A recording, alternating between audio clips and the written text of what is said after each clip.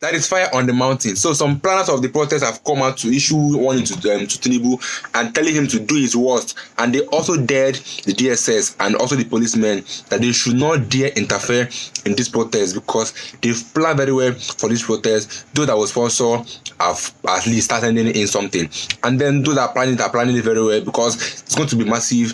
And from what I saw in that video, in this video we're going to watch, they were all serious and mean. And I think the government should dare not interfere in this protest and allow the Nigerians to do what they want to do. And then they should do the needful by doing what? By resigning. Because Tinubu must resign and Tinubu must go. That's just the reason for this protest. That's the end bad governance in Nigeria protest coming on the 1st of August. So guys, let me allow you guys to watch that video and don't forget to subscribe and always air your views in the comment section. The video is a long video, but each spokesperson made a valid point and he hit the hammer on the nail. So watch the video guys and I'll be back. The aim of this protest is to address the hardship and hunger in Nigeria presently. But adding to that hunger and hardship is also an housing crisis in Abuja, where people have to, with 6 times of your salary, you will still be living far away at the outskirts of the town. And this is not something that should be obtainable in any country that is responsible to its citizens. We have also raised the fact that the sacrifice that the government claims to be making, they are not making any sacrifices. They are actually making us, the people, the sacrifices for them to keep being rich. To move to the last section, protest is our democratic right. We stand with Nigerians, and the time for mass struggle is now. This might be the major part which is most controversial about this press conference. And it is that since the charter for a protest has started earlier this month, the federal government has come out in many ways to try to discourage us from protesting. Our parents did not fight against the military.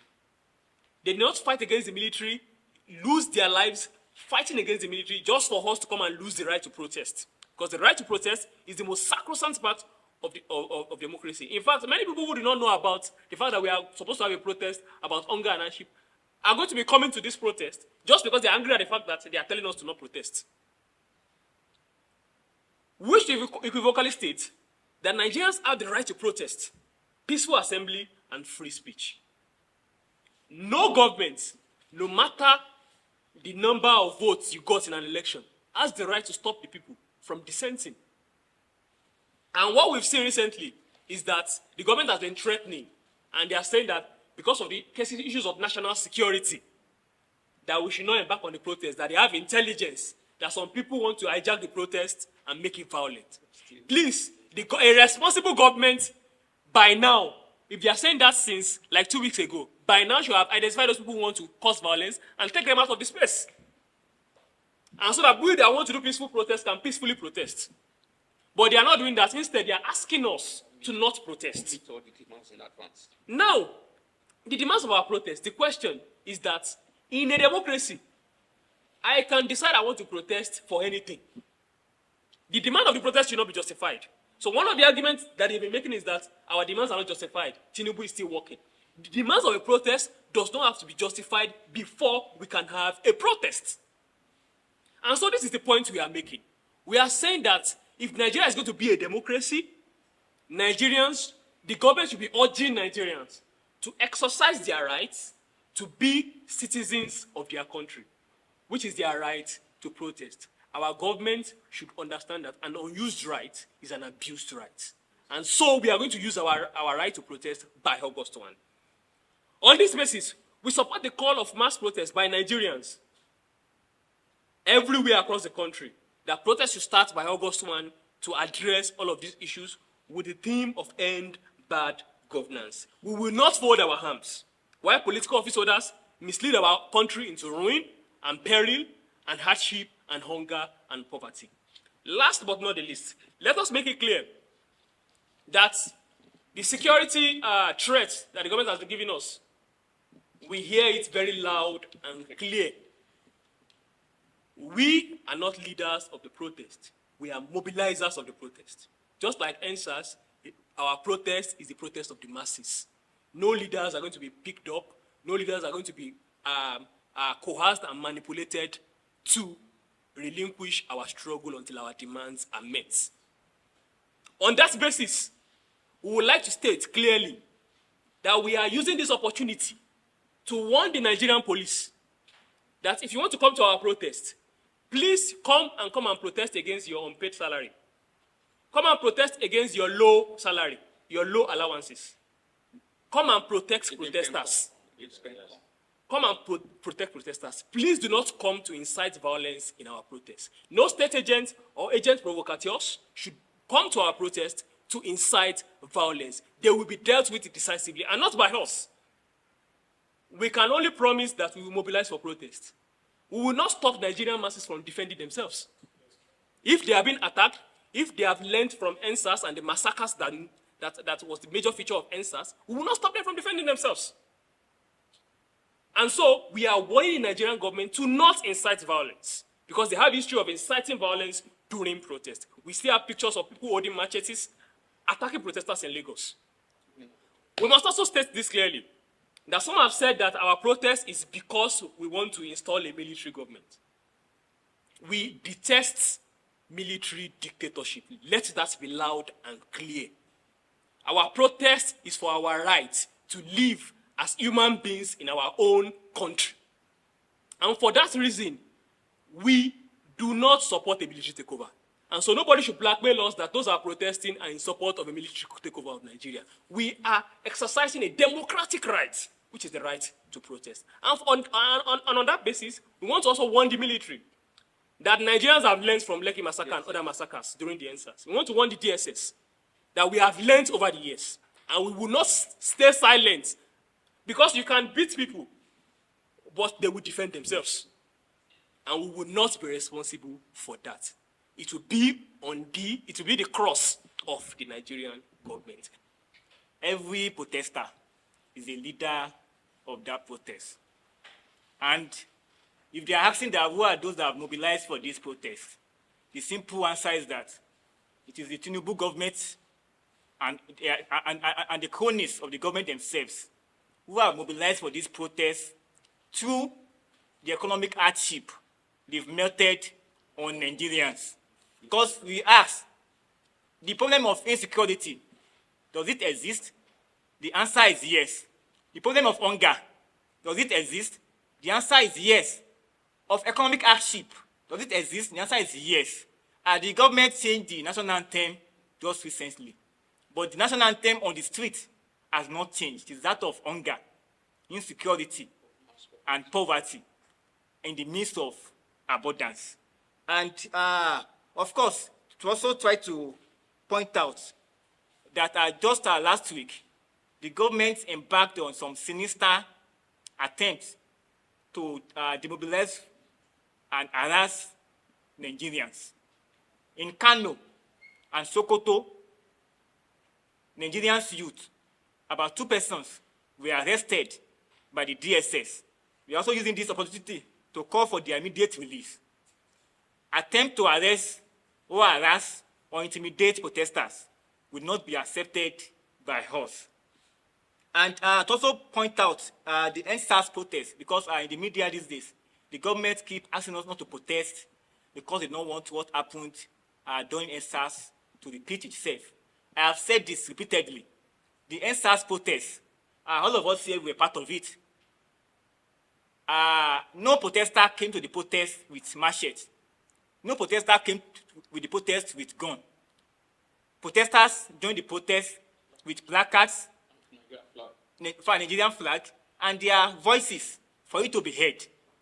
Those who unleashed attack, violence on the NSAS protest are first the Nigerian police in Lagos, Abuja, and the key places where the protests organized. In Abuja here, on the very first day, the police attacked the protest at Berger Bridge. Protesters were attacked there, so that we are not people who are not peaceful. But it is the government that should be advised not to embark on what they embarked on during the NSAS by intimidating, attacking, and even killing Nigerian youth who are all out to seek for good governance. So we want to make our demands clear. Of course, we've explained some of these things before now, but to get it clear, the first demand we are making is that the government should not just tell us about sacrifice and patience. They must also demonstrate it from their hand, which is why we are stating clearly as our first demand that if the government is truly responsible or ready to initiate discussion with Nigerian youth, the first step should be that all political office holders, both elected and appointed, must be placed on the same salary structure, salary scheme with Nigerian workers. We don't want a society where workers will be subjected to 70,000 naira minimum wage, and people who are just meant to work for 4 years, either elected or appointed, will be going home with millions and billions of naira in their account. We feel that one of the problems we have is that Nigerian people, those who claim to be leading us, and people who are being led, will live in a sharply different economic reality. It is the reality of an economic system where Nigerians have to go to hospitals that are not well equipped, while our leaders have to fly to America, Dubai, or so for medical tourism, which is why we are making this as the first point of call, that all both elected and appointed political officers must be placed on the same salary structure with Nigerian workers. And secondly, we identified that the increment in fuel price and tariff of electricity is one of the major factors that's led to the decline in the economic condition of the Nigerian masses. And we are calling for the reversal of all of the increment that has been carried out since the emergence of the Tinubu administration. Therefore, we are demanding that fuel price and electricity tariff should be returned back to the price it was before May 29, 2023.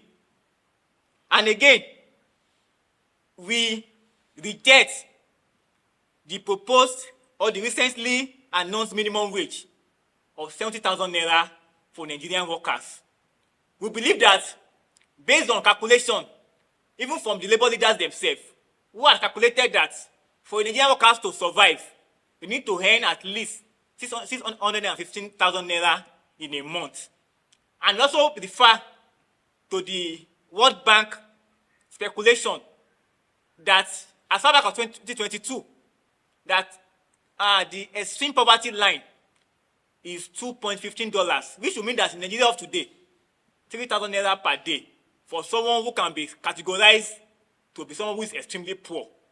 And there's no justification why Nigerian workers should be in that category, which is why we feel that the 70,000 naira that was passed recently is grossly inadequate and insufficient for Nigerian workers to live. Therefore, we are demanding that it should be reviewed and to a sum not less than 250,000 naira for Nigerian workers.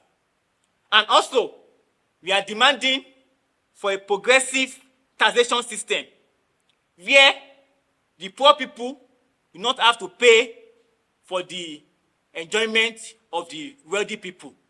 A taxation system that will take into account the inequality and wealth gap between the rich and the poor.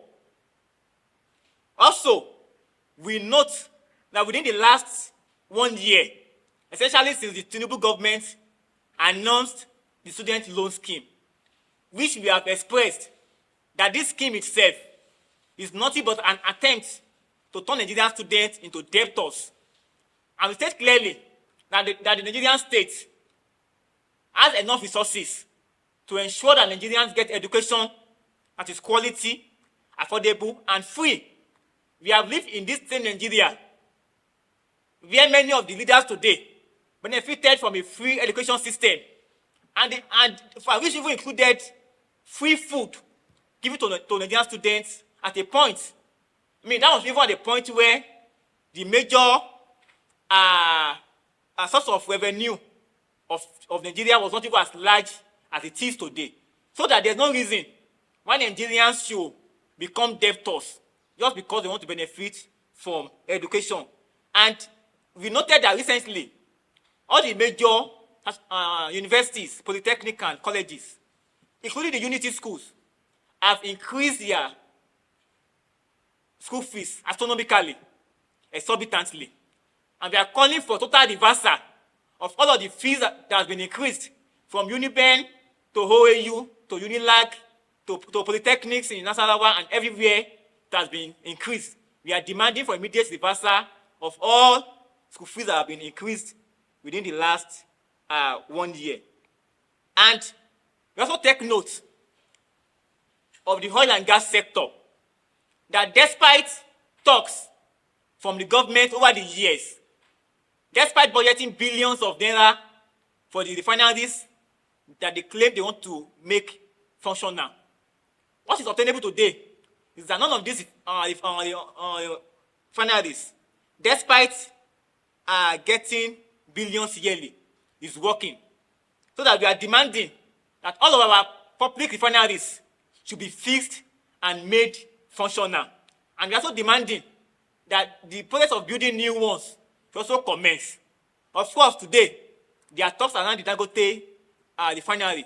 And what we are stating is that if the Nigerian government have not neglected our public refineries over the years, there won't be need for us to rely on Dangote, who is all out to make profit out of our common resources. And we have seen examples of this even in other aspects of the economy, which has been placed in the hands of private profiteers. So we are demanding that our own public refineries should be made functional and building on new ones should commence. And we also state that despite after 4 years, the NSAS protest, we still have many of the youth who were arrested during that protest, and even after that protest. Many are still languishing in different prisons today in Nigeria. Many who lost grossly part of their body or even their economic life during that process have not been compensated. And we also take note, recently, the ECOWAS Court of Justice claimed that found the Nigerian government guilty of gross human rights abuses during the NSAS protest. We'll take this call serious and continue to demand that all those officers and those who are complicit in the attack, killing of protesters during the NSAS protest, especially the Lekki massacre, we need to bring them to justice. So we are still demanding for justice for the NSAS protest. And we're also making this call to demand that during, before, or after the protest that has been declared to start on August 1st, no protesters should be arrested, attacked, or harassed by any of the security operatives. What we are demanding for is an end to bad governance, not an end to our life, not an end to our freedom. So on this note, we also want to demand from the FCT administration, as we have said already, aside the national crisis we have, even in Abuja here, there are myriads of issues affecting residents and workers residing in Abuja. And our first demand is that we demand an immediate cessation of all demolition that displaces families and communities without adequate compensation. We believe that because so far the excuse has been that we need to develop some of these areas. But development should not kill the well-being of Nigerians. You cannot displace thousands of people without providing alternative accommodation for them temporarily within the period you want to use or develop that land for. Because the problem you have is that people have to go into streets, become emergency hoodlums, become thieves, and cause another social crisis for us. A serious and responsible government must have such insight and see that even if there's need to demolish a place, it must be to first discuss democratically with the residents who will be the major people that will be affected from that demolition, and give them an alternative accommodation both for those who are living or engaging in economic activities in that area, and ensure that when these projects are completed, these persons are also returned back to their original state. Because what we've had in recent period is that once you develop a place, people who are living there before will not be able to afford the cost of procuring other house or even shops in that place before. Because we've seen different examples where lands are hijacked to build estates. Estates where they have to pay millions of naira to acquire. And Nigerian workers are not opportune to get some of these structures. So we are demanding that demolitions should be stopped, and where there is need for building of new structures, it should be built with the aim of making it affordable to workers and residents in Abuja. We also demand strict regulation to control rent increases and prevent exploitation practices by landlords. Housing should be affordable and accessible to all, not the luxury for the few. And we state this with the clear belief that housing itself is a right. Nigerian workers, youth deserve to live under comfortable and conducive environment, so that the government itself should not leave housing sector in the hands of developers, estates, and profiteers who are all out to make profit. Nigerians themselves, the housing sector, must see how they build houses that can accommodate Nigerian workers, Nigerian youth. Houses that will be affordable and accessible to Nigerian youth. Also, we demand the utilization and repurposing of the numerous empty estates scattered around Abuja to provide housing for those in need.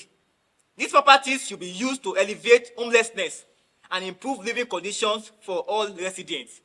People who are conversant with Abuja will note that today we have many estates unoccupied, empty, because people who want to be living there cannot afford what it takes to live in these places. So we are demanding that these estates should be repurposed and given to Nigerian workers who are in need of such facilities. Also, we demand the reduction or elimination of the heavy taxes imposed on informal workers who are already struggling to make ends meet. These workers are the backbone of our local economy and deserve fair treatment and support. So, comrades, these are the demands that we are making from the Nigerian government. And we hope to drive home these demands by calling on Nigerian youth not to be scared in their own land. For Nigeria belongs to all of us.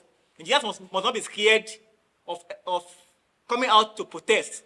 So we are enjoining Nigerians to come out on August 1st as the point of protest which we are going to make public very soon, to come and exercise their democratic rights on August 1 and beyond.